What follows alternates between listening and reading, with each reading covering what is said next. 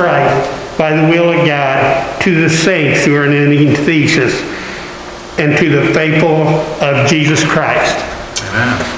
Amen. In 1960, my family moved to a little town called Itan. At the time we moved there, it was a town of young families. There were over 20 elementary and junior high, mainly boys, but kids, within a half mile of the church in Iatan. We moved there. The first person, and age-wise as they came in, that every kid met in the church of Iatan was Mrs. Goebel. Mrs. Goebel taught the preschool for years.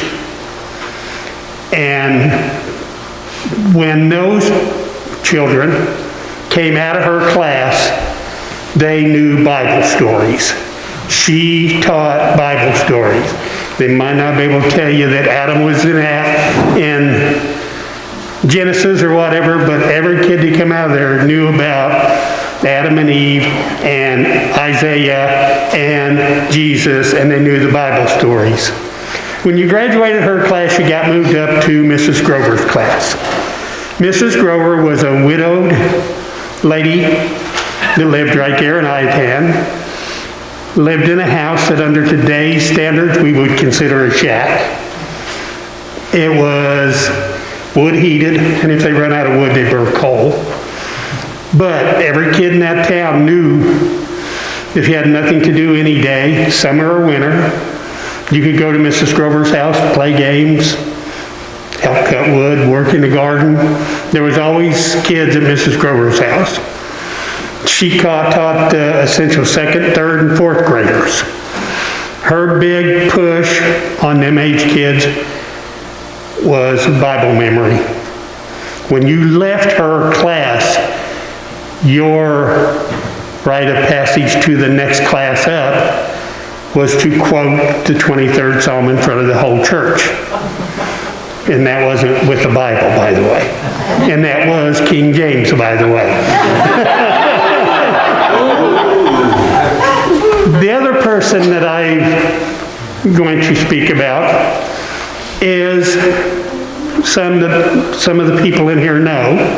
The first two I talked to, the only two of us that know her personally, was me and Leonard.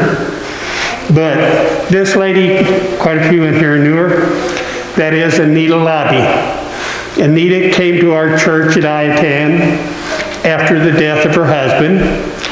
She started coming. She had a sister-in-law that had been the junior Sunday school teacher for years, and she started coming with her. They all sat in the same place at the same time at the church. Anita came in. The first thing you noticed about Anita, she was always looking for something to do. She did not have a job in the church when she came into the church. She was just a congregation member.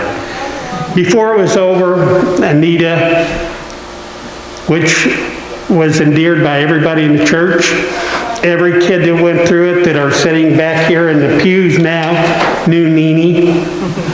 And she took on whatever job and spoke to whoever walked in the door. She was never a greeter at the door, but everybody knew Anita. And Anita just made sure everyone felt welcome. And continuing on with her taking whatever job came along, she ended up a board member and the treasurer of the church for many years. And they have all gone on, but every one of them made a impasse on everyone that was in their classes and around.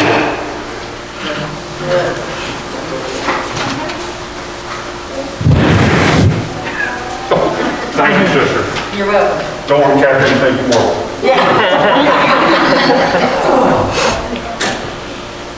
After this, I looked, and there was a great multitude that no one could count, from every nation, from all tribes and peoples and languages, standing before the throne and before the Lamb, robed in white, with palm branches in their hands. They cried out in a loud voice, saying, "Salvation belongs to our God, who is seated on the throne, and to the Lamb." Revelation 7, verses 9 and 10. I've been given the opportunity to remember some saints of our church. Orwell mentioned Anita and the lady that he sat with. That was Susie Luby. Susie and Eunice Turpin were founding members of the church. Their presence gave you the feeling that you were in the presence of God. Whenever there was a need, they were there. There was not a want that they didn't desire to address. Not only in the church, but within the community. Another gentleman, Milton Smith, I didn't know him for long.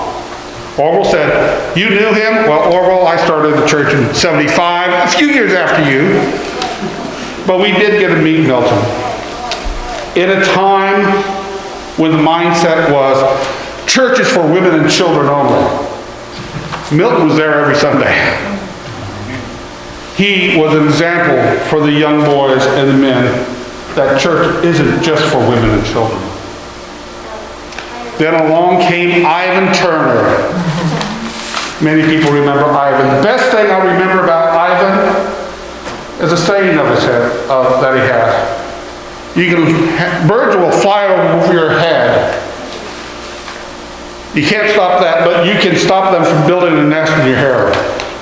Which is interesting because he was bald. So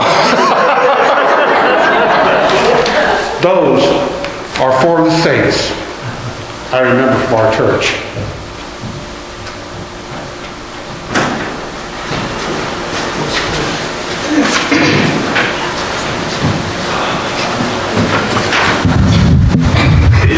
Excuse me. Jude 1:3. Beloved, while I was still diligent to write to you concerning our common salvation, I found it necessary to write to you, exhorting you to extend earnestly for the faith which was once for all delivered to the saints.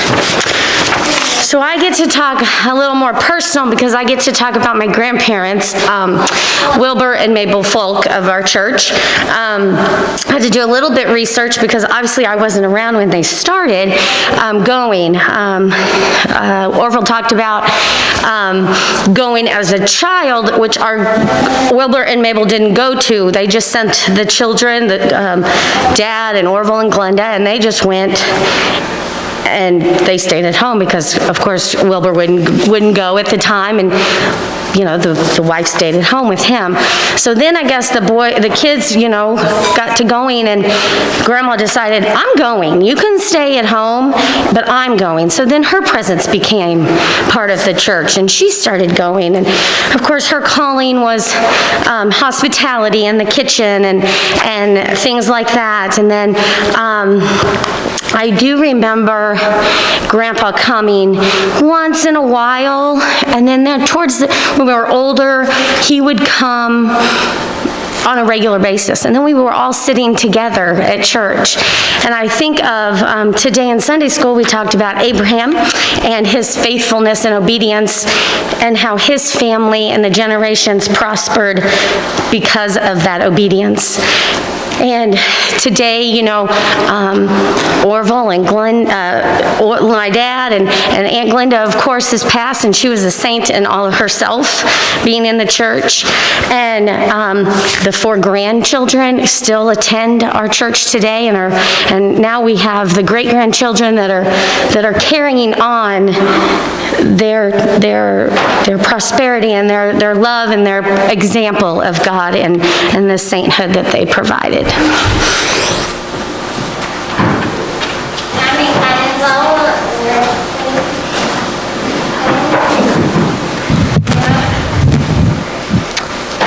Then I heard a voice from heaven say, "Write this, blessed are the dead who die in the Lord from now on. Yes, says the Spirit, they will rest from their labor, for their deeds will follow them. I get the privilege today of talking to you a little bit about a guy that meant a lot to me. When Pastor Nancy called me, she said, I know that you don't know a lot of people that are going to be talked about today. And she was right, because we've only been here since 2007. But today I get to talk about Larry Winfrey. And I'm going to try not to get emotional about this, but you pray for me, Susie, because this is a little close for me. But I knew Larry best from his membership in our Sunday school class. He had already lived a number of years before I met him. Undoubtedly, many miles had been experienced and many stories had already been played out. But for Larry Winfrey, his life was all about Jesus. And he was upbeat and he was full of faith in the Lord. We used to sit right in front of them before all this social distancing, and we would hear him back there sometimes coughing. And, I'd kind of worry about him back there, but I know that he just wanted to be in church. He had no doubts about God's intervention and presence in his life. He loved to share his faith with others, and oh, how he loved to be here with the church family, praising God with a group of believers. Larry often talked about his life before he became a Christian. There were many hard times for him, as he was his own boss, or so he thought. When Larry accepted Jesus Christ as the Lord of his life, he realized just how much Jesus had done for him on the cross. He was humbled by this, and he would get his handkerchief out, and he would get teary-eyed thinking about Jesus. I'll get it back together, hold on. So, just like some other people in this church, Larry suffered from COPD, as we know. And there were days when he should have stayed in bed instead of venturing out to church. Still, he had this drive for wanting to love on people and share his testimony of the greatness of God. And he made it clear that when the Lord called him home, he was more than ready to go. No regrets, no doubts.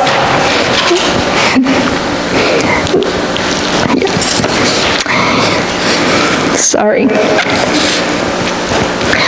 Larry lived out Philippians 1:21, where Paul said, "For me, to live is Christ, and to die is gain." Shortly before his passing, Larry got up in front of the church, and he gave his full testimony. Do you guys remember that? It was awesome. It was awesome. It wasn't long before he was in heaven, but he left no doubts. So, thank you.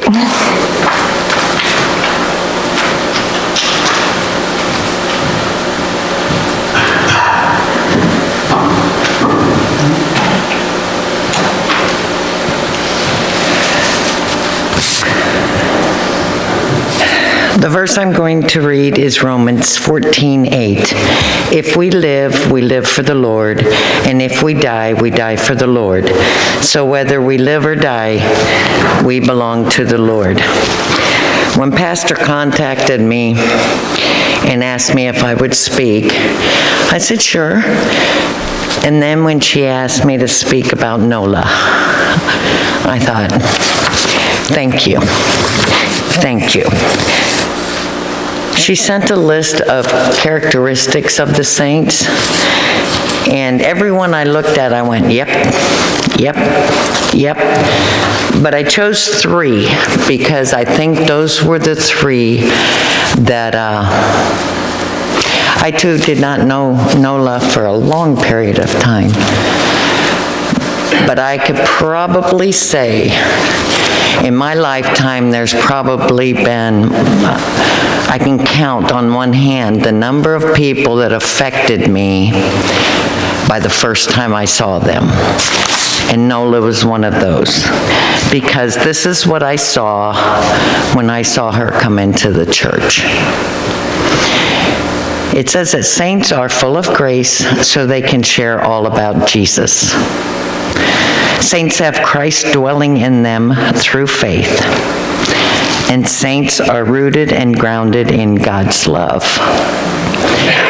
And like I said, in my lifetime, there's just a handful of people that I can say, from the first time I saw them, I saw a grace, and I saw a gentleness, and I saw a peace about them that to me only speaks Jesus. Then Dave and I had the privilege of spending time in Sunday school with her.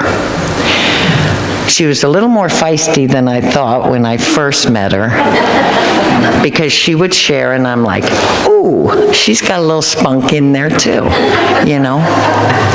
But bottom line, when she shared, she wanted those around her to know about Jesus. So when I look at my life, or when I'm in a turmoil or something like that, God gives me the ability to look back at those people that give me a real peace and a calm and a gentle strength that comes from meeting people like Nola. Amen.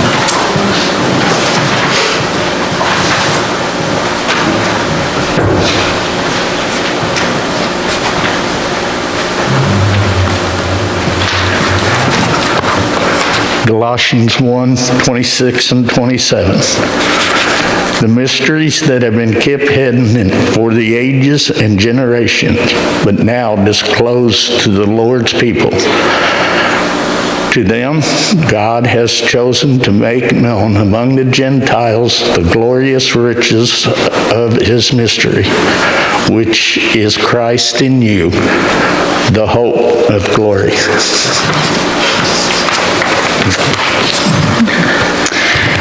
The woman that we knew as a mom, a grandma, an aunt, or a special friend is Margaret Bishop. She gave to us a sense of being grounded, willing to share what was on her mind. And like all of us, we all face some trials and tribulations and the challenges of our personal and spiritual life.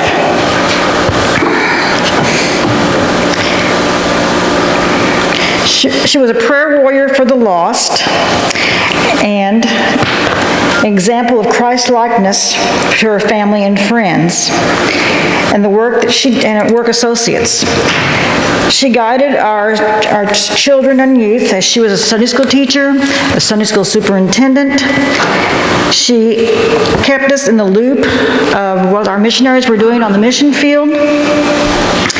She presented programs for them, for us to know what was going on. Her gift of hospitality extended, her gift of hospitality extended the message of taking care of the body and the soul. She was the go-to team member when we were coordinating events that involved food or food preparation. Her cake-making skills were desired by many birthday, anniversary celebrations. And you couldn't go wrong when you were standing in line at a potluck supper or lunch and said, what did Margaret bring? Our Margaret is remembered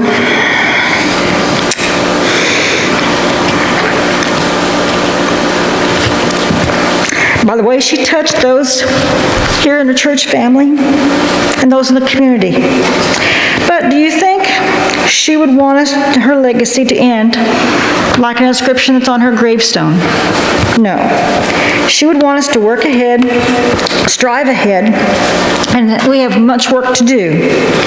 And remembering that Margaret inspired us to stay the course, to keep looking toward the goal for now and for future decades.